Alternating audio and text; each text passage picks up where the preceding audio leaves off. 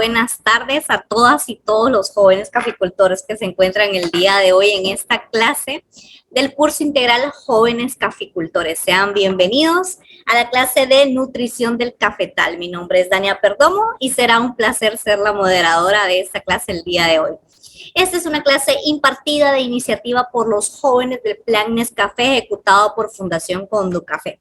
Y antes de comenzar la clase, quiero hacerles un recordatorio de que al momento de que transcurran 30 minutos de la clase, usted va a poder hacer sus consultas en el chat. Vamos a estar habilitando el chat. Asimismo, vamos a dejar 10 minutos antes de que termine la clase para que usted pueda hacer sus consultas en vivo también. Así que les sugerimos que tenga papel y lápiz para que las vaya anotando. Otra de los anuncios que tenemos es que el tema de la asistencia es súper importante, jóvenes. Es crucial de que ustedes tengan sus asistencias, de lo contrario no se les va a poder dar lo que es el diploma al final del curso. Llevamos ya lo que son 5 clases de este curso integral y para este fin de semana, el día de mañana, se le va a estar compartiendo el resumen de todas las clases para que usted se ponga al día en caso de que usted no haya recibido ninguna. El horario de este curso es de lunes a viernes en un horario de 2 a 3 de la tarde y damos la misma clase de 6 a 7 de la noche. Entonces, en ese caso, si ustedes no se pueden conectar en cualquiera de estas 2 horas, lo pueden hacer perfectamente después en YouTube, que queda grabada la clase. También la dejamos en todas nuestras redes sociales. Asimismo, solicitamos que nos puedan enviar lo que es su fotografía recibiendo la clase, pero ustedes tienen que salir en la foto, ¿verdad? Usted se toma una selfie o pide a alguien que le tome la fotografía mostrando su pantalla donde usted está visualizando la clase. Esta fotografía se la pueden hacer llegar a cualquier administrador del grupo. Nosotros vamos a estar compartiéndoles lo que son los links por los grupos de WhatsApp para que ustedes puedan realizar la asistencia de esa clase y puedan enviar lo que son sus fotografías. Y pues bueno, se les recuerda que el día de mañana y el domingo no se van a estar teniendo clases, vamos a retornarlas hasta el día lunes. Vamos a tener una nueva clase con el ingeniero Cibeles Bobadilla, que se llama Preparación de Semilleros y Viveros, para que estén pendientes. Y sin más preámbulo, para mí es un honor presentarles al ingeniero Julio. Ingeniero, mucho gusto, bienvenido. Muchas gracias, licenciada Dania, y gracias a ustedes también por estar con nosotros en una clase más de jóvenes caficultores, ¿verdad? Vamos a iniciar con la clase de nutrición química del suelo y nutrición del cafetal. Así que tomen papel y lápiz, por favor, ¿verdad? Para que hagan sus anotaciones. Recuerde que nosotros estamos para servirle, ¿verdad? Entonces, cualquier duda que tengan pueden anotarla en el chat. Ahí tenemos algunos compañeros que nos van a estar ayudando o colaborando con las respuestas a estas preguntas. Posteriormente vamos a estar contestando, ¿verdad? Cuando falten unos 10 minutos para finalizar la clase. Vamos a estar contestando algunas de ellas. Muy bien, primero, instructor, mi nombre es Julio César Hernández Casco. Yo tengo el privilegio hoy de impartirles esta clase, ¿verdad? Ya tengo más de un año de estar trabajando con jóvenes caficultores y ha sido una experiencia muy bonita, la verdad, y es interesante, pues, toda la problemática que nos ha tocado abordar y cómo las soluciones, gracias a la investigación científica que se ha ido socavando paso a paso, ¿verdad?, ha ido resolviendo estas situaciones. Así que mi número de teléfono 3310-5770, jhernández@unducafeproyectos.com es mi correo por si quieren por ahí enviarnos alguna información. Muy bien, ¿cuáles son los objetivos de la clase? Primero vamos a definir conceptos importantes de la química del suelo y su relación con la fisiología de la planta. Como número 2 tenemos conocer la nutrición del cultivo de café en base a las 4R. Más adelante les voy a explicar un poco acerca de qué son las 4R. Y proseguimos. Factores que afectan la producción de los cultivos en general. Primero, fotosíntesis. Todos conocemos, existe un proceso llamado fotosíntesis. Las plantas son seres autótrofos, ellos producen su propio alimento, tienen esa capacidad, ¿verdad?, de formar sus propios fotosintatos, los cuales nosotros también nos aprovechamos de ellos, ¿verdad?, consumiendo esos carbohidratos. Pero la planta realiza este proceso de fotosíntesis con la energía lumínica, el CO2 y el agua.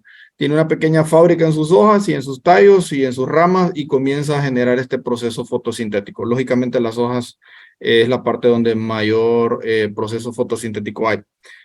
Ahora bien, estos carbohidratos que la planta forma, ¿verdad? También son utilizados por ella misma para sus procesos metabólicos. Y eso significa que dentro de esos procesos metabólicos hay algo que llama respiración y es un gasto de energía.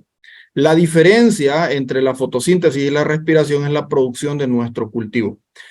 ¿Por qué es importante conocer esto? Si yo no tengo claro qué variedad de cultivo de café voy a llevar a una finca, qué altura, qué condiciones edafoclimáticas en general, ¿verdad?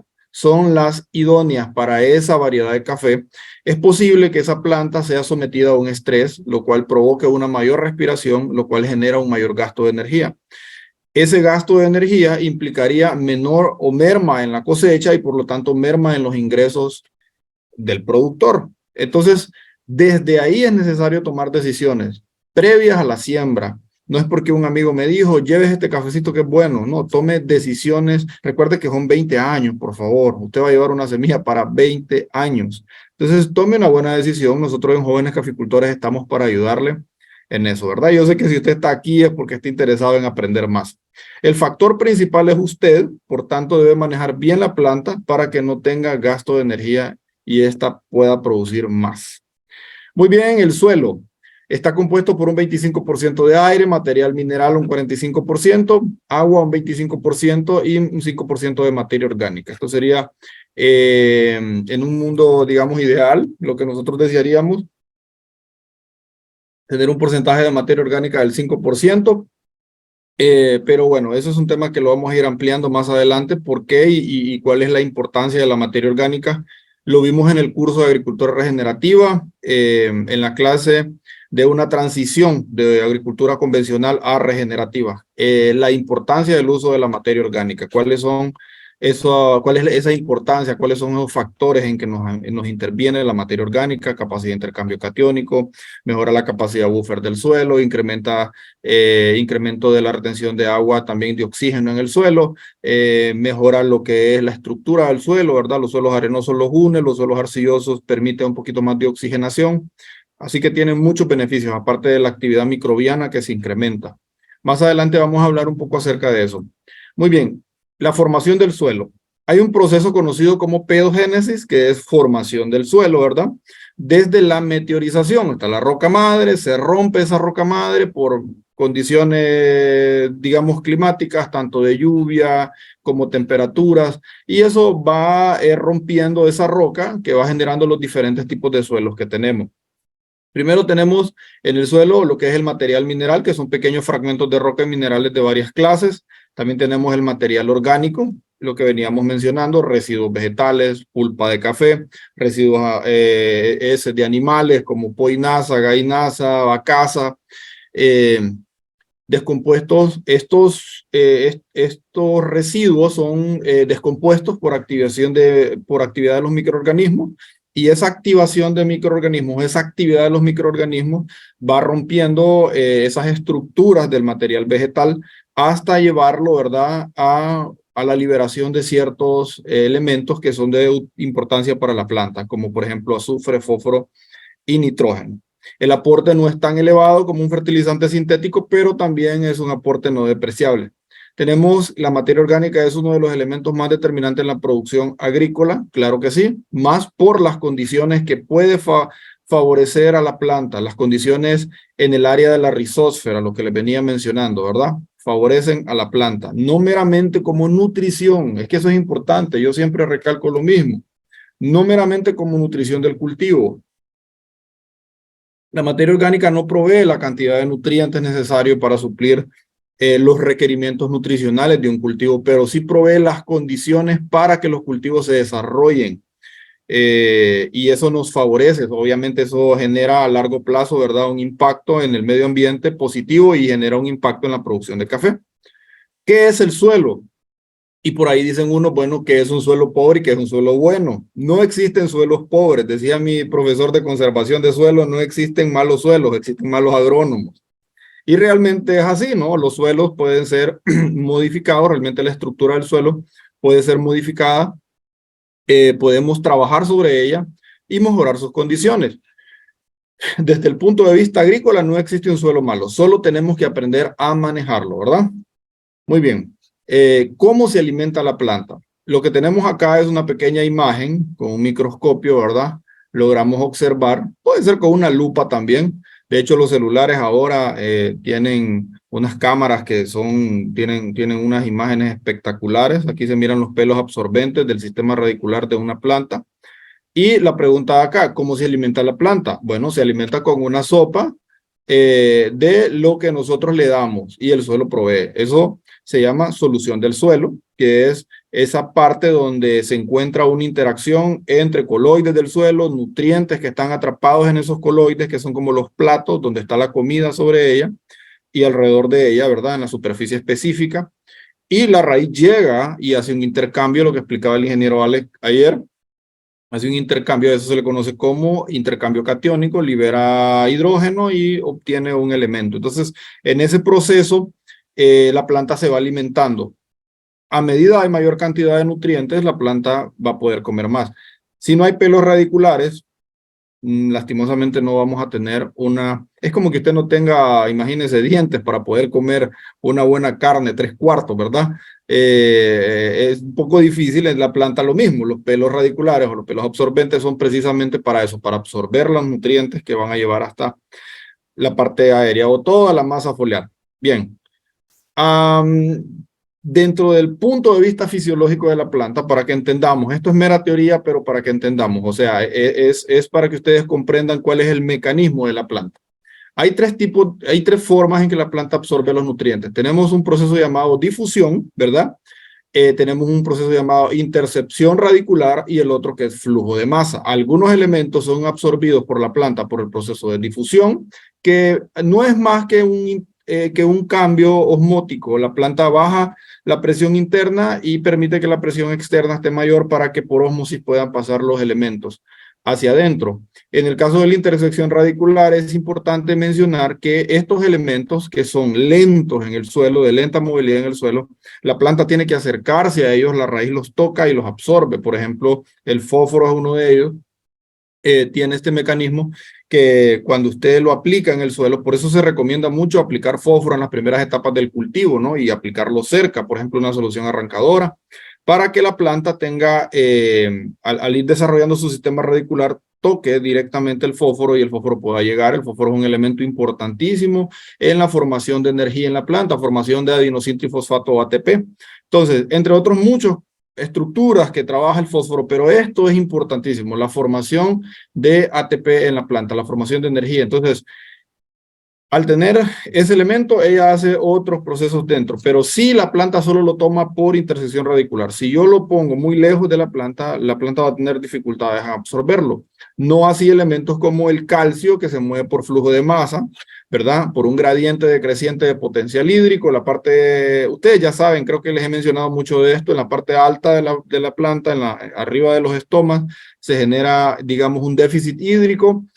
Baja la humedad relativa y la temperatura un poco más alta, entonces eso va generando que exista una columna de agua que va a ir de forma ascendente, ¿verdad? Que el agua busque estados mínimos de energía, va de mayor a menor potencial hídrico, o sea, de mayor cantidad de agua a menor. Usted pone una gota de agua en una mesa y usted mira cómo se mueve, porque ella busca estados mínimos de energía. El agua tiene esa propiedad de adhesión y cohesión, se adhiere al xilema y sube gracias a ese cordón de transpiración que lo lleva hacia arriba. Cuando ese cordón de transpiración es muy elevado, entonces la planta, pues para no perder su humedad, la pobrecita, ¿verdad? Cierra sus estomas. Por eso es importante conocer el cultivo y saber incluso el porcentaje de sombra. Pues imagínense el café, que es una planta tipo C3, es una planta malísima para poder, digamos, aprovechar el proceso, la oferta lumínica y convertir el carbono. Es malísima, entonces, parecido al tomate y al chile. Usted ha visto cómo esas plantitas se ponen a mediodía cuando las temperaturas son altísimas, todas estresadas, ¿verdad? Entonces, la planta de café tiene el mismo mecanismo, entonces por eso se desarrolla mejor bajo sombra, o sea, una planta bajo sombra. Esto le permite a ella tener ese proceso fotosintético más normalizado. Cuando tenemos esa transpiración muy elevada, la planta cierra los estomas y lo que hace es que genera algo que se llama catabolismo. Se comienza a alimentar de sus propios carbohidratos y eso es pérdida económica para usted. ¿Cómo se mueve el calcio? Por ese flujo de masa así como se mueve el agua, ¿verdad? En esa columna de agua, desde la raíz hasta la parte aérea. Acá tengo, creo que un poco más representado eso que les estoy explicando ahorita. Tenemos acá una pequeña planta, ¿verdad? Dice número 1, colocar esto aquí, ok. Dice número 1, el vapor de agua difunde hacia el exterior del estómago. Y pueden ver ustedes el estómago, cómo el agua está saliendo gracias a al déficit hídrico que encontramos en la parte aérea. Número 2, el agua se evapora en las paredes celulares del mesófilo, en esta parte de acá, logra salir. Número 3, la tensión atrae el agua desde las venas hasta las células del mesófilo, o sea, comienza a tener un movimiento ascendente. Número 4, la tensión tira de la columna de agua hacia arriba y hacia afuera en el xilema de las venas de la hoja. ¿Sí? Posteriormente, la tensión tira de la columna de agua haciendo arriba en el xilema y de tallo y raíces, y las moléculas de agua forman una columna cohesiva en la raíz y en el tallo, y comienza a subir. El agua se mueve por ósmosis hacia el interior. Entonces comienza a tener este proceso, y así es como muchos de estos nutrientes logran subir. Yo no sé si usted alguna vez se ha preguntado cómo llega el agua hasta esos árboles que tienen más de 100 metros, ¿verdad? Entonces hay unas plantas enormes, que son muy grandes, y siempre, pues yo me hacía la pregunta de niño, ¿cómo llega el agua hasta allá? Y gracias a este proceso, que es un gradiente decreciente de potencial hídrico. ¿Para qué nos sirve conocer esto en el café o en otros cultivos? Bueno, hay algo que se llama DPV o déficit de presión de vapor, cuando ya hay una gráfica establecida, ¿verdad? Entre la temperatura y la humedad, que es la sensación térmica. Esa gráfica, cuando se conecta, usted puede tener el índice de DPV ideal para cada cultivo, ¿verdad? Entonces, al tener ese dato, usted ya puede medir más o menos en qué momento la planta está teniendo una transpiración sana, donde ella hace ese movimiento ascendente sin estar entrando en estrés hídrico, en pérdida de agua, ¿verdad? Por exceso de evaporación, y está haciendo ese movimiento ascendente. Entonces, ese es el momento ideal para aplicar calcio, muchachos. Eso es importante. Bueno, en cultivos de alto valor, digamos en cultivos que son de ciclo corto, ¿verdad? Sí se maneja muy bien esta terminología. En café es muy poco lo que se maneja respecto al tema. De repente no se ve tan inmiscuido en el tema porque las fertilizaciones no son tan puntuales o no las hacemos tan detalladas, ¿verdad? Como suceden en estos otros cultivos. Pero sí es importante conocer esta información, pasa casi en todas las plantas. Sistema radicular. El ingeniero Alex Caballero ayer les mencionaba. La planta de café, a la hora de hacer un muestreo, nosotros tenemos que sacar las submuestras donde terminan el sistema radicular, pero como no lo puedo ver, ¿cuál es mi punto de partida? Verla donde terminan las bandolas. Esto se conoce, ¿verdad? Como el área, digamos, el comal de la planta, donde terminan las bandolas. En ese punto final, donde terminan esas bandolas, es donde terminan el sistema radicular de la planta de café. Si ustedes observan acá, la planta de café tiene 50 centímetros de profundidad, o sea, horizontalmente, y verticalmente y horizontalmente anda alrededor de 105 centímetros. ¿Qué quiere decir? Que la raíz de la planta de café es el doble de largo de forma horizontal que de profundo. Entonces tenemos que tener cuidado, principalmente en prácticas como el uso de azadón, que dañamos toda esta zona pilífera de aquí. Si ustedes observan, el 86% de esta zona son raíces absorbentes, y en esta parte es donde hay la mayor actividad, digamos, de intercambio de nutrientes. Entonces la planta en este momento, aquí en este lugar específicamente, es donde tiene la mayor concentración de absorción de nutrientes. Por eso hay que cuidar esta parte. Hacer el muestreo precisamente aquí también, ¿verdad? En el comal donde terminan las bandolas, en esta partecita de acá, yo puedo tomar el muestreo, ¿verdad? Saco la submuestra, luego hago la muestra, entre 15 y 20 submuestras, llevo una muestra de unas 2 libras bien rotulada al laboratorio, y ellos le van a enviar ahí un diagnóstico de cómo se encuentra esa planta. Espero que les sirva esta información, muchachos. No usen azadón porque van a dañar el sistema radicular. La planta de café tiene bastantes raíces horizontales, ¿verdad? Y este es el lugar ideal para poder hacer incluso fertilizaciones, para hacer el muestreo. El encalado se hace en todo el comal, en toda esta área de acá, ¿verdad? Porque tenemos actividad en toda esa zona, entonces necesitamos regular pH en ese lugar. Muy bien. Propiedades físicas del suelo y propiedades químicas, solo para conocimiento general, que son propiedades físicas, relieve, pendiente, textura, estructura, ¿verdad? Densidad aparente, densidad real, que son propiedades químicas, pH, capacidad de intercambio catiónico, acidez intercambiable, que es la suma del hidrógeno más el aluminio, capacidad tampón o capacidad buffer del suelo. Tenemos porcentaje de materia orgánica, y porcentaje de saturación de bases, ¿no? Que es más o menos decir cuánta cantidad de bases del suelo tengo yo en los coloides del suelo. Entonces hay una relación ahí donde se mide cuánto, digamos, qué porcentaje de calcio hay. Digamos, yo tengo tantos mil equivalentes de calcio, lo divido entre la CICE, que es la capacidad de intercambio catiónico, y lo multiplico por 100 y ya tengo el porcentaje de saturación. No vamos a entrar a detalle en ese tema. Más adelante vamos a hacer unos números, pero no vamos a detallar eso porque no nos ajusta la hora, ¿verdad? Pero sí sería bueno que ustedes ahondaran un poquito más en eso para que pudieran entender un poco más a qué se refiere el porcentaje de saturación de base. Muy bien, tenemos biología del suelo. En regenerativa les expliqué un poquito más detallado. Aquí solo voy a hacerlo como un pincelazo nada más. Tenemos dentro del reino animal algunos vertebrados e invertebrados, el reino vegetal, bueno, ustedes ya, esto es lo que hemos venido hablando, tenemos las briofitas, pteridofitas, helechos, gimnospermas, angiospermas. Pero tenemos el reino fungi, el reino monera y los protistas. Digamos, en el reino fungi están todos los hongos. Aquí tengo omicetos, que son falsos hongos, basilomicetos, deuteromicetos y vascomicetos, que son hongos verdaderos. Aquí estoy representando la mayor parte de hongos que son fitopatógenos, o sea, afectan la planta. Por ejemplo, tenemos un hongo que se llama Fusarium, este es un ascomiceto, está dentro de esas estas son subdivisiones.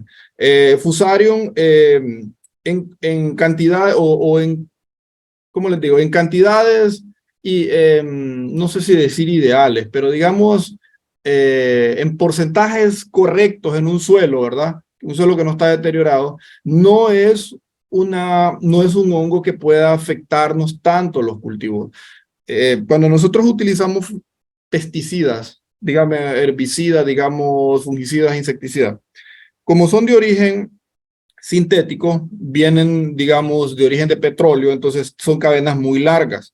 Fusarium es uno de esos hongos que es especialista en desdoblar esas cadenas. Entonces formamos un microclima y se incrementa el número de estos microorganismos.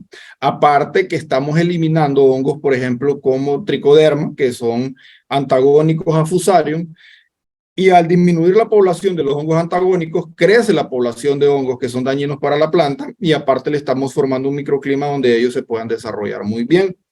El exceso de productos químicos hace que haya un desbalance y luego existe, ¿verdad?, una dependencia de estos productos para poder controlar estas enfermedades. Por eso es que se les dice a ustedes tengamos un manejo integrado de plagas y enfermedades para que el golpe sea mínimo y podamos mantener esas cadenas, porque recuerden que ahí hay una cadena alimenticia que debe mantenerse en un, ¿cómo se llama?, en un control ideal, digamos, sería en un equilibrio donde existan una cantidad de hongos benéficos y también existan otros hongos que no son benéficos, pero que al final se mantienen controlados. Pero haberme dado a entender ahí, también tenemos el reino monera, son las bacterias, dentro de las cuales pues tenemos algunas que son benéficas también, lógicamente, ¿verdad? Tenemos las fijadoras de nitrógeno como Rhizodium, ahí están, hay Nitrobacter, Nitrosomonas, que son bacterias que intervienen en el ciclo del nitrógeno. Cuando la urea, digamos, llega al suelo, hay una enzima que se llama ureasa, desdobla esa urea y la transforma en NH4. Ese NH4 es atrapado por las nitrosomonas, lo desdobla y lo transforma, ¿verdad?, en NO2 y luego lo va a transformar en NO3, que es la forma en que la planta lo asimila. Entonces sí hay una intervención microbiana y es importante cuidarlos. Si quieren saber más de microbiología, pueden ver la clase de agricultura regenerativa, ahí explico un poquito más a fondo este tema. Veamos acá pH. Yo sé que la mayor parte ya maneja muy bien el tema del pH y que bueno, me alegra mucho. Ayer lo vieron con Alex, voy a dar una explicación un poco breve porque ya lo conocen. Cuando hablamos de pH, entendamos lo siguiente, ¿verdad? ¿Qué es el pH? Es una concentración de iones de hidrógeno. A mayor concentración del elemento hidrógeno en el suelo, el pH es más ácido y a menor concentración es más elevado. O sea, hay mayor cantidad de OHs en el suelo. Muy bien. El pH ideal para, esto es natural en el suelo, o sea, no es como un productor que un día me dijo, mire, ¿cómo hago para matarla? Si el ácido del suelo, bueno, matarlo, no sé, le digo si se va a poder, pero sí se puede corregir, ¿verdad? Tenemos que hacer una enmienda. Entonces, tenemos pH de 5.5 a 6.5, que es el ideal para café.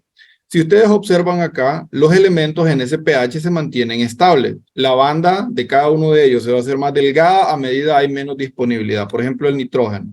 El nitrógeno en pH de 4, mire cómo queda delgado, porque hay menos disponibilidad para la planta. Hay un bloqueo de estos elementos. Hay pérdida de elementos por lixiviación y un montón de cosas.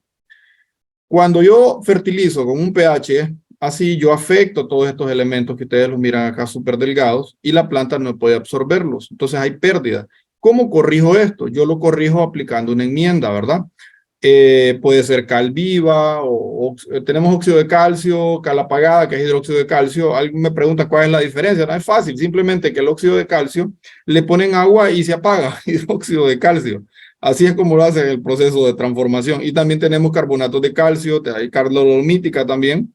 Yo les diré, tengan cuidado con la cal dolomítica porque es cierto, lleva magnesio y calcio, pero si nosotros tenemos un exceso de magnesio en el suelo y usted aplica más magnesio, lo que va a hacer es un proceso de antagonismo donde el magnesio va a afectar la absorción del otro elemento, puede ser calcio o potasio. Entonces es importante mantener el balance catiónico. Eso se lo dé el análisis de suelo.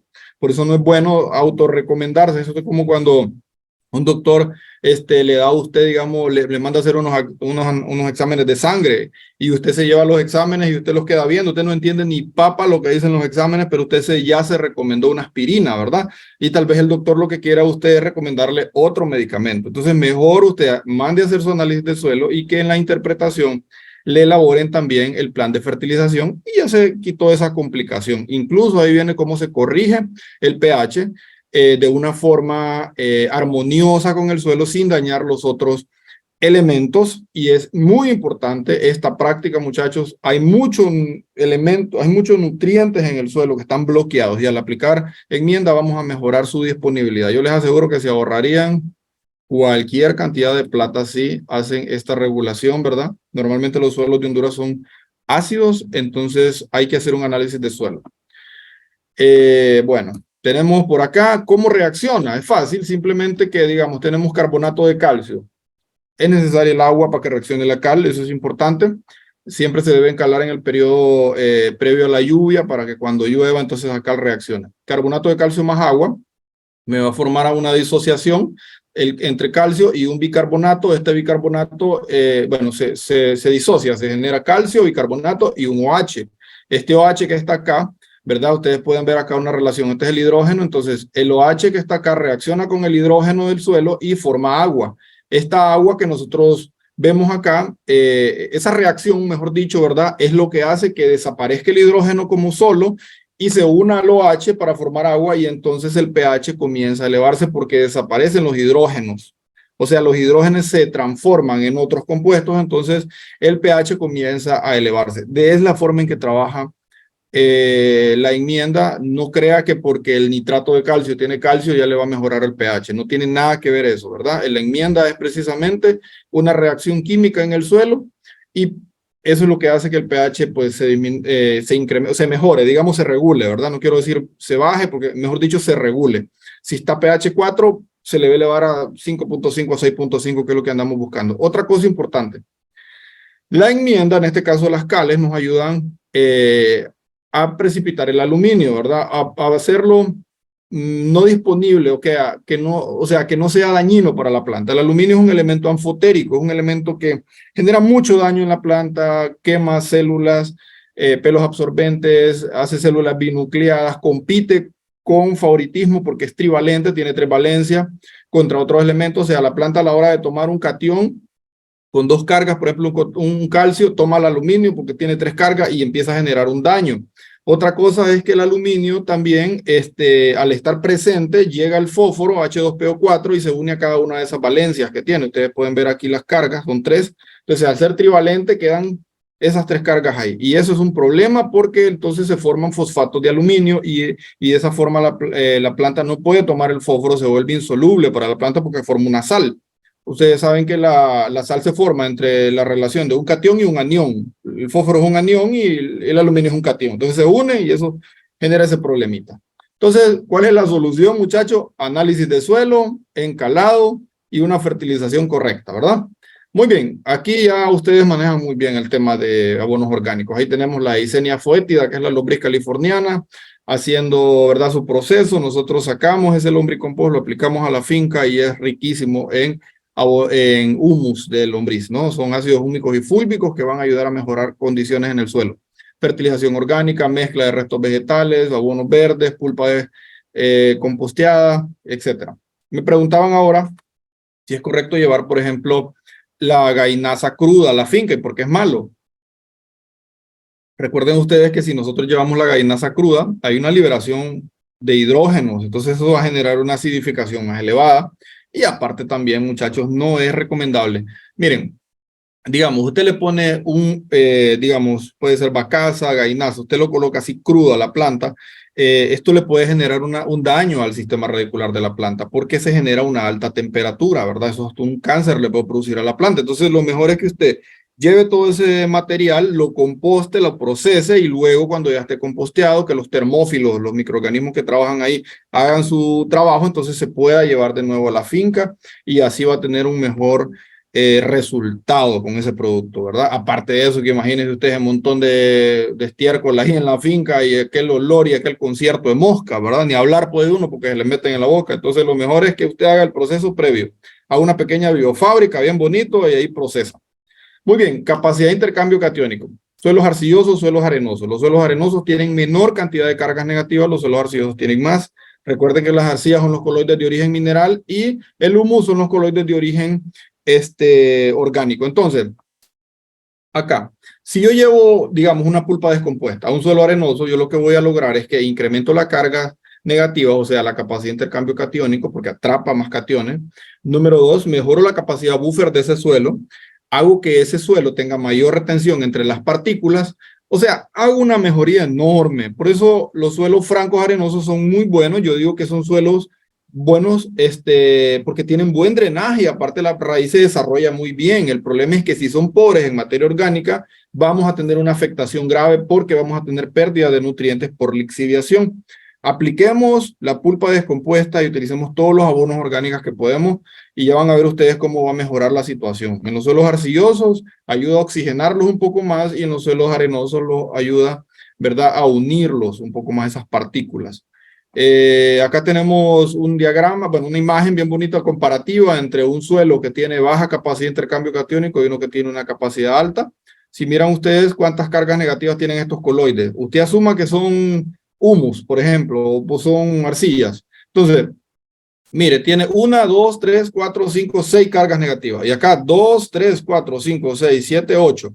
¿Dónde está mejor el sistema radicular? Donde hay mayor cantidad de cargas negativas, donde hay menos pérdida de nutrientes. Esto es fertilizante que usted aplicó, ahí puede ser el KCl, puede ser nitrato de calcio, sulfato de magnesio y se perdió nutrientes, pero aquí se perdió menos que acá. Si ustedes observan acá, la pérdida es mayor porque hay menor capacidad de retención. Entonces, al no tener quien lo atrape, llueve y se pierde. Esa carga negativa es importante porque la carga positiva que viene en el fertilizante con los cationes estos se pega. Cargas iguales se repelen y cargas distintas se atraen, ¿verdad? Yo siempre les digo, por eso es que una chava enojada no puede estar con un chavo enojado porque es problema, ¿no? Ahí van a ser chisperos, debido a que cargas iguales siempre se van a repeler, van a chocar, pero cargas distintas sí se van a traer, ¿verdad? Entonces, una tranquila con uno enojado, entonces ahí sí compaginan muy bien. Entonces, ¿cómo hace el fertilizante? Llega, es positivo y la carga negativa, ¡boom!, lo atrapa. Al atraparlo, eso queda en la solución del suelo y la raíz de la planta logra entrar y tomarlo. Si la capacidad de intercambio catiónico es baja, tenemos problema con ese suelo. Aquí tenemos un pequeño diagrama de Mulder. Este es un diagrama donde nos representa antagonismo y sinergismo. ¿Se acuerdan que les mencionaba sobre el uso, digamos, de cal dolomítica?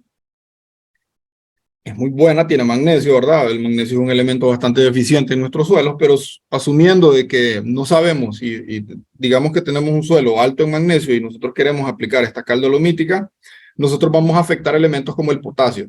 Rayitas continuas, sinergismo, o sea, un elemento ayuda a la absorción del otro. Rayitas, punteadas, sinergismo, y raya continua, que no está punteado, es antagonismo, o sea, que uno evita la absorción del otro, el exceso de uno. Magnesio. Si tenemos exceso de magnesio, mire cómo afecta al potasio. O sea, el potasio no logra ser absorbido. Y mire cómo afecta también al calcio, ¿verdad? Entonces, hay más antagonismos que sinergismos, de hecho, en la planta. Pero si usted observa acá, dice magnesio hace sinergismo con el nitrógeno. El magnesio ayuda a la absorción de nitrógeno. No hay problema en la relación entre ellos, pero sí hay problemas entre las bases, magnesio con calcio, magnesio con potasio. Tengamos cuidado a la hora de aplicar mejor. Saque su muestra de suelo, envíela al laboratorio y que el laboratorio, ellos son especialistas en esto, le diga qué hacer. ¿Cuántos nutrientes necesita la planta para producir, muchachos? Bueno, la planta necesita 16 elementos. Acá tenemos para formación de frutos, hojas, tallos, ¿verdad? Flores, raíz pivotante, etcétera. Balance de nutrientes. Hay personas que piensan que solo el fósforo se necesita para el sistema radicular. Ustedes pueden observar aquí que no. Una solución nutritiva completa tiene raíz elongada, buen grosor, y también tenemos bastantes pelos radiculares. Quitamos un elemento y miren, solo el calcio quitamos. ¿Qué pasa si yo quito calcio? El calcio es un elemento que forma pectatos de calcio en la pared de la célula, es como el envariado de la célula junto con la usina. La usina elonga la célula y el calcio va formando ese envarillado, entonces se solidifica. Si no hay calcio, entonces no hay una buena pared celular. Esto pasa mucho en cultivos como en tomate, por ejemplo, ¿verdad? Se mira ahí una costra negra, falta de formación de pared celular por falta de calcio. Se mira en calabaza, butternut, en sandía y en muchas otras cucurbitáceas, donde se raja cuando entra el agua, entonces la célula está débil y se rompe. La vacuola no se llena de calcio, la vacuola es un organelo dentro de la célula, y eso evita que la pared celular se desarrolle bien. Todos los elementos son importantes. Esta es una investigación que hizo en 1234. Imagínense, no había nacido ni yo, ustedes eran el sueño de su papá. Entonces aquí hicieron esta investigación hace tiempo y nosotros no sabíamos. Así que no solo ocupamos fósforo, ocupamos todos los elementos. Demanda de nutrientes de acuerdo a las etapas de desarrollo del cultivo. Ayer estaban preguntando por esto, pueden observarlo. Floración, preantesis, ¿verdad? La floración antes de la apertura. Recuerden que antesis es apertura de la flor, preantesis es antes de que se abra. Elementos, aquí tenemos zinc, boro y potasio. En esta etapa es bueno hacer aplicaciones de microelementos porque, digamos, el zinc es un elemento que ayuda a formación de ácido indolacético, que son auxinas. La auxina ayuda a elongar, ¿verdad? La célula. También es importante aplicación de calcio por el tema de la pared celular. El boro nos va a ayudar también a mejorar calidad de tubo polínico. Si yo tengo boro, mejoro calidad de tubo polínico, y con el zinc, con el ácido indolacético, ayuda a elongar ese polen, y va a llegar más fácilmente, ¿verdad?, a lo que es al estigma y va a poder penetrar y formar ese grano. Entonces, todos estos elementos son importantes en sus diferentes etapas. Hay que tenerlos en el suelo para que la planta los use. Aquí tenemos el grano de café en la etapa 1, etapa 2, que es la etapa en que es crucial que tenga una buena nutrición, que tengamos un 70% de hojas, o sea, que controlemos muy bien la roya, que tengamos todo lo necesario para que el grano de café no pierda ese desarrollo hasta que llegue a la maduración. Pero esta etapa de acá es crucial porque es donde hay mayor absorción de agua. Más del 85% del agua se absorbe en esta etapa, en la segunda. Muy bien, aquí están todos los nutrientes, se ocupan en todo el periodo de formación. Ley del mínimo, ¿qué es? Si yo tengo todos los elementos, pero me falta uno, estoy en problemas. O sea, todos tienen que estar para que la planta pueda hacer todos sus procesos metabólicos, ¿verdad? Formación de carbohidratos, formación de proteína, todo lo que tiene que hacer en forma de estructura es necesario que estén todos los elementos. Si falta uno, tenemos problemas. Una planta de café produce hasta donde le permite el límite del nutriente que contenga en menor cantidad. El exceso de nutrientes no compensa la falta de otro, ya que cada uno cumple funciones específicas. Macronutrientes, micronutrientes. Macro es porque ocupan mayor cantidad, ¿verdad? Y micro ocupan menor cantidad. Funciones de estos elementos: el nitrógeno, síntesis de aminoácidos. Recuerden que el nitrógeno, lo que les venía explicando, después de que la planta lo absorbe como nitrato, hay una inversión, pasa de NO3 a NO2, y luego hay una enzima que se llama la glutamato sintetasa, que hace un proceso de transformación a NH4 y luego a glutamato. Cuando lo transforma en glutamato, que es un aminoácido, entonces ese glutamato va a llegar hasta el ribosoma de la célula, ¿verdad? y ahí se decide si se forma, digamos, una cadena, junto con el ADN van a formar una cadena para formar las proteínas. Si tenemos un exceso, digamos, de glutamatos en la planta, entonces la planta, y no tenemos magnesio, por ejemplo, entonces la planta lo que hace es que empieza a formar algo que se llama putracina, y eso no es bueno para la planta. Entonces, un balance, magnesio tiene que estar ahí para barrer ese exceso de glutamato, ¿verdad? Y que esté trabajando correctamente la planta. Si no tenemos nosotros las proporciones ideales, si nos hacen falta algún elemento, entonces vamos a tener problemas. Fósforo interviene en la síntesis de ADN, síntesis de degradación de carbohidratos, formación de fosfolípidos, potasio, apertura y cierre de estoma, transporte de agua, translocación de carbohidratos, calcio, lo que les decía, formación de pectatos de calcio, magnesio, interviene en la síntesis de clorofila, y aquí también donde les decía, interviene en el ribosoma para síntesis de proteína. ¿Cómo interviene en la síntesis de clorofila? El magnesio está en medio y está rodeado por 5 partes, si no me equivoco, de nitrógeno, o sea, 5 partes y conectado con el magnesio. Color verde de la hoja, eso es parte de la clorofila y magnesio interviene ahí. Ok, formación del boro, formación de tubo polínico, translocación de carbohidrato. El boro es importante para llevar desde la hoja, carbohidrato, hasta el grano y que vayan formando junto con el potasio. El zinc, formación de auxinas, síntesis de proteína, hierro, síntesis de clorofila, diferenciación de procesos enzimáticos, manganeso, síntesis de clorofila, absorción de nitratos. Bueno, también está la molibdenoproteína que ayuda como transportadora a transportar el nitrato y síntesis de vitamina. Movilidad e inmovilidad. Primero, el nutriente pasa del suelo, llega a la hoja adulta, de la hoja adulta pasa a la hoja joven. Con esta idea nosotros entendemos lo siguiente: un elemento que se mueve rápidamente se va a mover a la hoja adulta, ¿verdad?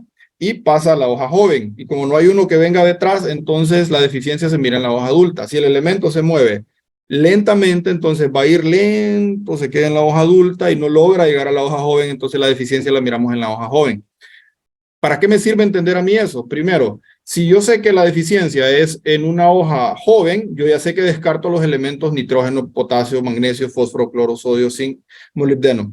Pero si yo sé que el elemento es de rápida movilidad, yo descarto los inmóviles, ¿verdad? O sea, si es móvil, yo lo veo en la hoja adulta; si es inmóvil, yo lo veo en la hoja joven. Por ejemplo, aquí tenemos el nitrógeno en la hoja adulta. Bueno, ya les había hablado acerca del aluminio. Estos son los daños que causa. Es un elemento súper tóxico en el suelo para la planta. Deficiencia de fósforo, colores púrpuras, hojas adultas. Deficiencia de potasio, mire, parece problemas de antracnosis, pero no, realmente es deficiencia de potasio, un elemento de rápida movilidad también. Pero miremos, por ejemplo, el calcio. Se mueve lento, ¿verdad? Entonces el elemento no logra llegar hasta la hoja joven y por lo tanto la deficiencia se va a notar en la hoja joven. Es importante entender eso para que cuando vayamos a la finca tengamos una idea. Primero ver qué tipo de hoja y de ahí tomamos decisiones para descartar de unos elementos y pensar que son otros, ¿verdad? Eso esta pista le puede ahorrar a usted. Deficiencia de magnesio, mire cómo quedan las nervaduras, ¿verdad? Cloróticas, son deficiencias de magnesio. Bueno, ya casi para terminar esta partecita, digamos, fertilizantes químicos, se clasifican en cantidades de nutrientes que aportan en mayor cantidad. Tenemos los nitrogenados, fosfatados, potásicos, ¿verdad? Y podemos encontrar mezclas físicas también. Muy bien, tenemos acá otra cosa importante. Las fuentes de fertilizante tienen algo que se conoce como equivalencia de acidez y basicidad. Por ejemplo, la urea es más ácida que el nitrato de amonio. Se cree que cada 5 años de estar aplicando urea yo puedo bajar una unidad de pH. ¿Qué significa esto? Que si yo tengo un suelo que es muy ácido, no sería recomendable. Hay otras variables, ¿verdad? Altura, por ejemplo, hay muchas variables a tomar en cuenta. Pero miren, esta es importantísima. La acidez que produce una fuente de fertilizante también nos ayuda a nosotros a determinar qué fertilizantes utilizar. Si yo tengo un suelo ácido, yo puedo utilizar en vez de urea, nitrato de amonio, ¿verdad? Porque entre más negativo es el número, este número que está acá, la fuente es más ácida. Entre más positivo es o menos negativo es, ¿verdad? Por decirlo así, es menos ácido. Por ejemplo, el nitrato de amonio es menos ácido que la urea. Para ponerles el ejemplo, ahí el cloruro de potasio es prácticamente neutro. El nitrato de potasio es más 23, ¿verdad? Entonces su basicidad más bien es alta. Por eso es bueno el nitrato de potasio en suelos ácidos. Y el índice salino no nos afecta mucho. Hasta ahorita no tengo datos yo de esto en café, en índice salino que tiene que ver con la conductividad eléctrica. Sé que en fresa, uno de conductividad eléctrica afecta muchísimo las fresas, se cae hasta un 70% de la producción.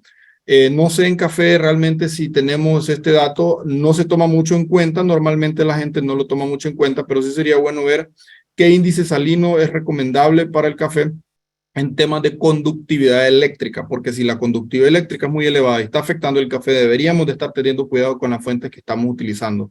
Mire, la conductividad eléctrica generada por la urea es menor que la que genera el nitrato de amonio. Bueno, o sea que el nitrato de amonio, el porcentaje de salinidad se incrementa si lo utilizamos. Bueno, ya casi para terminar esto, tenemos fuentes de fertilización en base a las 4 R's. ¿A qué me refiero con esto? Primero, entender lo siguiente. ¿Qué es fertilizar? Es suministrar todos y cada uno de los nutrientes que el cultivo necesita con la fuente correcta, dosis correcta, momento correcto y lugar correcto, ¿verdad? Las 4 R. Ya vimos ahorita fuentes de fertilizantes, ya vimos momento, o sea, de aplicación. El Manual de Caficultura Sostenible de ICAFE indica que debemos de estar haciendo la aplicación, la primera fertilización 60 días después de la apertura de la floroantesis, ¿verdad? En ese momento, precisamente es por el desarrollo fisiológico del grano.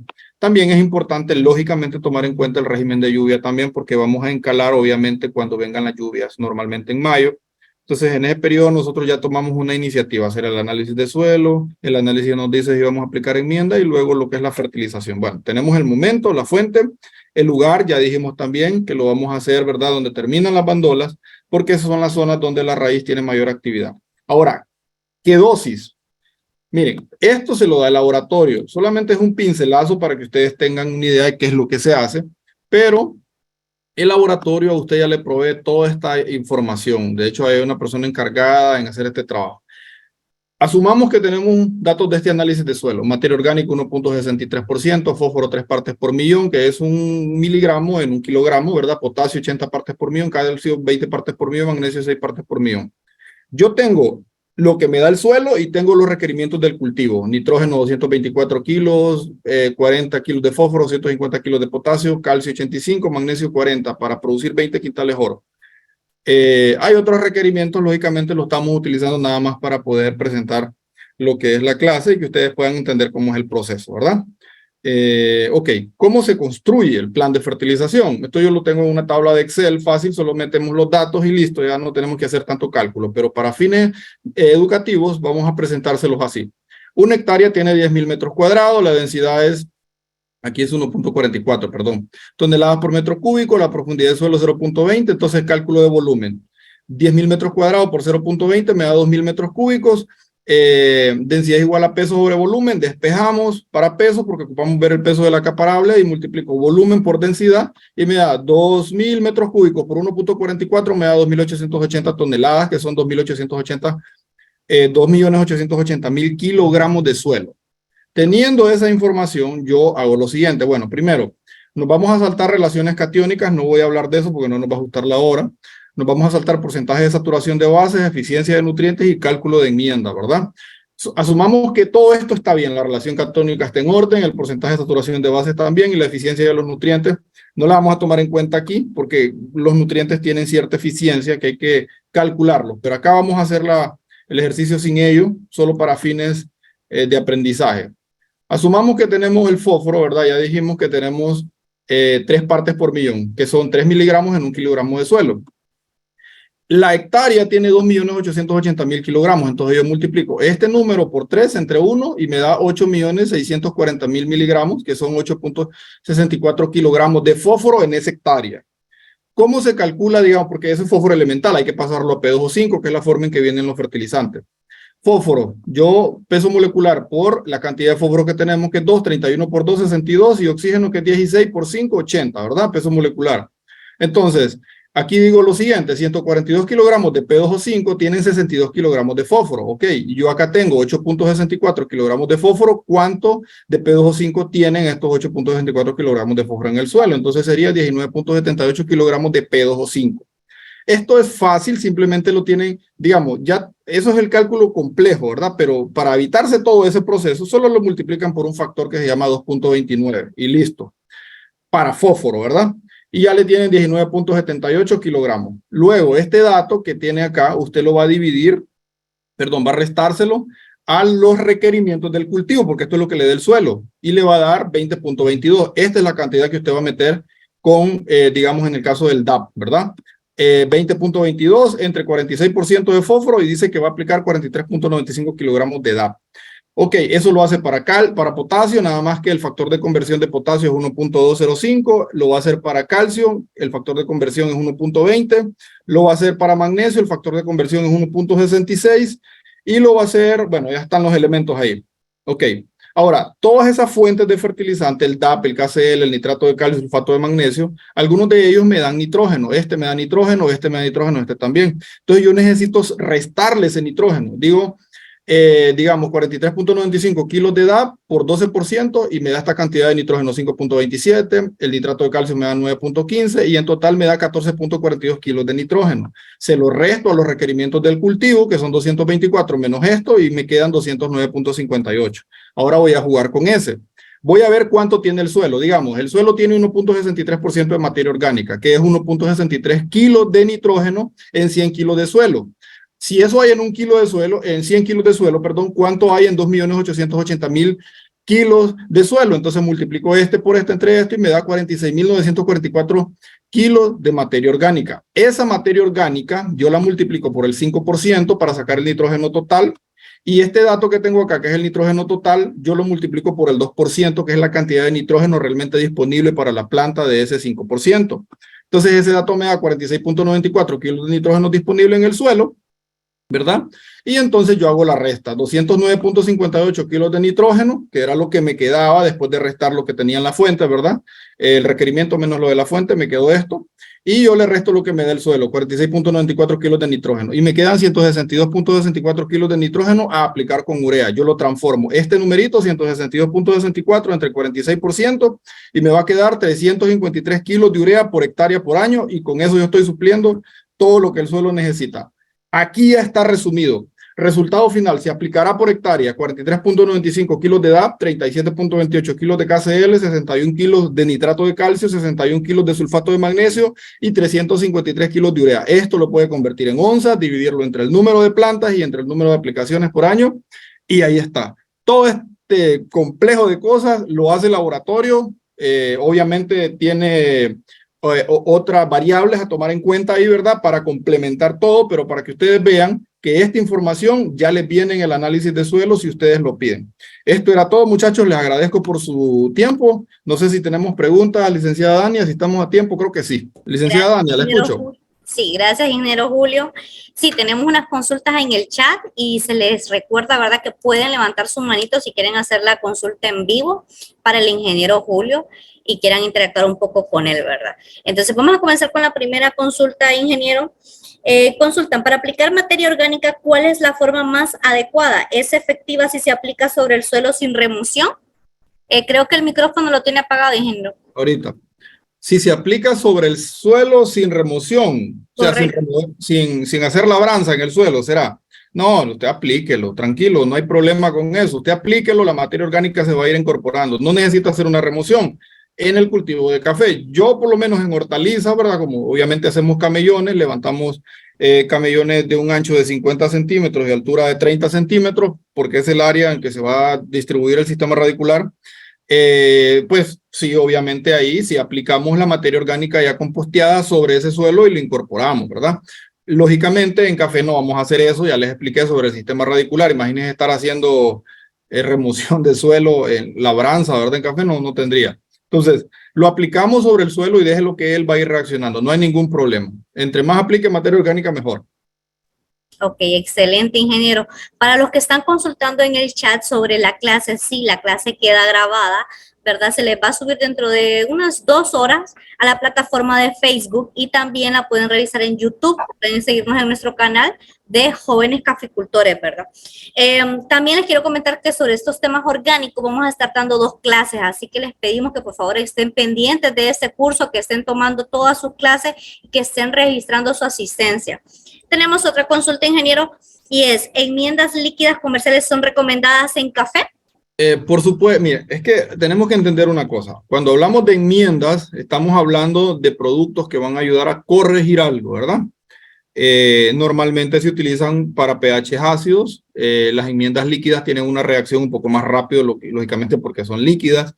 Entonces, sí son recomendables. Usted no le lleve miedo a eso, pero siempre tome en cuenta lo que le acabo de mencionar. Si son enmiendas que le van a estar proveyendo ciertos niveles de nutrientes, hay que tomar en cuenta el análisis de suelo, porque si tenemos exceso de un elemento, ¿verdad? Y nosotros aplicamos una enmienda que tiene, por ejemplo, un exceso de calcio, por ejemplo, ¿verdad? O potasio, no sé, y nosotros tenemos un nivel elevadísimo, un miliequivalentes o en partes por millón o la unidad que ustedes quieran utilizar de ese elemento, entonces nosotros vamos a generar un mayor impacto sobre el otro elemento que es, digamos, afectado por la alta concentración de este, ¿verdad? Entonces, en eso es que tenemos que tener cuidado. El análisis de suelo le ayuda a usted digamos, a tomar una mejor decisión en ese sentido. Pero sí, perfectamente. O sea, las enmiendas no vienen a afectar, de hecho vienen a sumar. Son un poco más caras, lógicamente, ¿verdad? Y no quisiera que entraran en gasto. Utilicen enmiendas calcáreas, hombre, son más baratas y no tienen que complicarse mucho. Excelente, ingeniero. Muchísimas gracias. ¿Nos podría hablar un poco del antagonismo de elementos en el suelo, ingeniero? Bueno, muy bien. Una consulta. Muy bien. Antagonismo. Voy de nuevo al círculo de Mulder para que lo veamos un poco rápido. Yo creo que pasamos un poco rápido por ahí. Muy bien. Este es un diagrama que les muestra a ustedes los antagonismos que existen entre ciertos elementos. Si ustedes miran, hay mayor cantidad de antagonismos que sinergismos. Sinergismo es un elemento ayuda a la absorción de otro. Por ejemplo, el magnesio es amigo con el fósforo. Miren, digamos, el magnesio ayuda a que el fósforo sea absorbido. Y en el caso del nitrógeno también, magnesio con nitrógeno. Pero si ponemos un ejemplo entre cobre y fósforo, es todo lo contrario, ¿verdad? El fósforo y el cobre no, digamos, en mayor concentración de fósforo evitamos la absorción del cobre o pongámoslo entre las bases, el potasio, que es de lo que he venido mencionando ya ratos y es de lo que ustedes están más, digamos, asociados debido al tema de las enmiendas. Tenemos, si yo aplico un exceso de este elemento magnesio, ¿verdad? Y digamos que tenemos un bajo nivel de potasio, en la relación catiónica de este elemento va a quedar todavía en mayor deficiencia el potasio. No sé si me estoy explicando. Entonces, el magnesio, si está alto y el potasio está bajo y en la relación catiónica me salen disparejos y yo aplico más magnesio, yo voy a afectar aún más el potasio. Eso yo no lo voy a ver, digamos, a simple vista haciendo un papel, sino que lo voy a ver reflejado en la hoja. El potasio es un elemento de rápida movilidad y lo vamos a ver como deficiencias en la hoja, primero puntas como quemadas que parecen antracnosis y son hojas adultas porque es un elemento de rápida movilidad. Entonces, más o menos esa es la lógica del antagonismo, ¿verdad? Por eso es que el análisis de suelo toma en cuenta todas estas variables, toma en cuenta el porcentaje de saturación de bases, toma en cuenta las relaciones catiónicas y muchas otras variables que son importantes para tomar decisiones en la elaboración del plan de fertilización. Gracias, ingeniero. Nos están haciendo unas consultas sobre el análisis del suelo. Se les recuerda, ¿verdad?, que la clase del día de ayer que dio el ingeniero Alex, esa clase quedó grabada. Entonces la pueden buscar en nuestro Facebook para que la puedan ver y ampliar un poco del tema. En esta ocasión, ingeniero, nos hacen una consulta. ¿Qué se recomienda hacer en el pH cuando el suelo está ácido? ¿Qué se recomienda hacer en el suelo cuando el pH es ácido? Bueno, eso ya lo acabo de explicar, ¿verdad? Voy a volver de nuevo al cuadrito para que lo veamos porque siento que hay preguntas que son bien recurrentes, o sea, hemos venido explicando eso desde ayer, no sé, de hecho desde ya días, pues en Jóvenes Caficultores creo que este es uno de los temas que más tocamos. Muy bien, si usted tiene en su análisis de suelo un pH de 4, por ejemplo, lo que pasa es que los elementos como los que tenemos acá, se ponen menos disponibles para la planta. Que está delgado significa que está menos disponible para la planta, ¿verdad? Entonces, si ustedes notan los microelementos como el hierro, magnesio, boro, estos sí están disponibles. Por eso es que un suelo ácido casi siempre es de color rojo, porque el hierro se pone soluble cuando el pH es ácido. Y por eso es que los suelos normalmente son rojos y son pH ácidos, ¿verdad? O como quien dice, un suelo ácido casi siempre tiene alta concentración de hierro. Un suelo ácido siempre es rojo, casi siempre. No es que siempre, pero no es una regla, pero hay una relación directamente ahí, directamente proporcional. Yo aplico el calcio, la enmienda, ¿verdad? Yo aplico la enmienda Entonces, la enmienda hace una reacción química en el suelo. Esa reacción química en el suelo va a generar que es hidrógeno que está aquí, va el carbonato de calcio más agua, va a disociar, se separa el calcio, el bicarbonato y se libera OH. Esto lo que hace es que el hidrógeno que está en el suelo se une al OH y forma agua, y de esa manera ese pH que estaba ácido comienza a moverse hacia arriba, ¿verdad? O sea, hacerse un poco más alcalino. Digamos que si estaba en 4, comienza a moverse, digamos, hasta 5.5. En el café lo ocupamos entre 5.5 y 6.5 para que los elementos estén disponibles y la planta pueda, digamos, trabajar tranquila en la absorción de estos nutrientes. Más o menos eso es la explicación más sencilla que puedo dar respecto a eso. Muchísimas gracias, ingeniero. Jóvenes, se les recuerda, ¿verdad?, que esta clase es un complemento de la clase anterior, porque veo que hay bastantes preguntas del suelo. Es importante que se pongan al día, que en el caso de que usted no haya recibido alguna clase anterior, trate de verla primero, ¿verdad?, para luego continuar con las demás, porque sí es un poco difícil estarles contestando las preguntas cuando ya se han realizado todo este tipo de seguimiento, ¿verdad? Las clases se acomodan a nivel de que ustedes vayan entendiendo paso a paso. Entonces, les sugiero que el día de mañana, que se les va a estar enviando lo que es el resumen de los videos, los vean completos, registren su asistencia para que no tengan ningún inconveniente con el diploma al final del curso integral de jóvenes caficultores. Se nos ha acabado el tiempo, ingeniero. Ha sido un placer compartir esta hora el día de hoy con sus alumnos y con usted. Y sin más, pues lo dejo que se despida y recordarles también a ellos, ¿verdad?, de que el día lunes empezamos la nueva clase, que va a ser de 2 a 3 de la tarde y a las 6, de 6 a 7 de la noche, para que la puedan ver. Perfecto. Nos vemos. Muchas gracias, Tania, y bueno, gracias a todos ustedes. Y no, hombre, tranquilos, hagan las preguntas, están jóvenes caficultores, estamos para servirles, muchachos, desde que se activa la campanita ahí para iniciar la inauguración hasta que cerramos, ¿verdad?, los 45 días del curso integral. Del curso integrado, estamos 24/7 para contestarles. Algunos, a veces no tenemos tiempo en el día para contestarles, entonces venimos y en la noche ahí les mandamos el mensaje. Si no sabemos algo, no se lo vamos a inventar. Toda la información que tenemos es con rigor científico, ¿verdad?, de fuentes muy fidedignas como Cenicafé y Café aquí en Honduras y muchas otras instituciones que nos ayudan a socavar información y nosotros pues las presentamos acá. Así que estamos para servirles, jóvenes, que pasen una feliz noche, un feliz fin de semana y que Dios me los bendiga a todos. Así que nos miramos la siguiente semana en Jóvenes Caficultores. Ingeniero, nada más quiero hacer una aclaración, que el horario que di es hora de Honduras, ¿verdad? Para que las demás personas que nos están viendo en el extranjero puedan revisarlo ahí en Google, cuál sería el horario que les tocaría a ustedes, pero este es horario de Honduras, ¿verdad? Excelente. Para los cálculos, recuerde que usted lo puede ver en diferido en YouTube. Tranquilo, que ahorita no tiene que entenderle a todo eso, ¿verdad? Váyase a YouTube y despacio vaya viéndolo para que entienda bien los cálculos. Si tiene dudas, nos escribe. Ahí estamos para servirle. Pasen feliz noche.